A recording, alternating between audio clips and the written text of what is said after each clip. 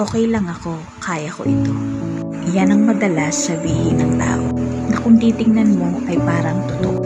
Dahil nakangiti, kaya napapaniwala tayo. Subalit sa likod nito, kabigatan at hirap ang taglay nito. Lungkot at dusa na hindi mo maamin sa lahat ng tao.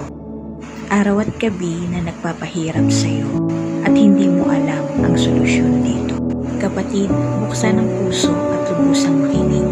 Lahat ng iyong karaingan handa ang Diyos na makinig. Mateo 11:28. Lumapit kayo sa akin, kayong lahat na napapagal at nabibigatan sa inyong pasanin, at kayo'y pagpapahingahin ko. Alok ng Diyos ay huwag tanggihan, kapahingahan sa iyong kaluluwa ay iyong mararanasan.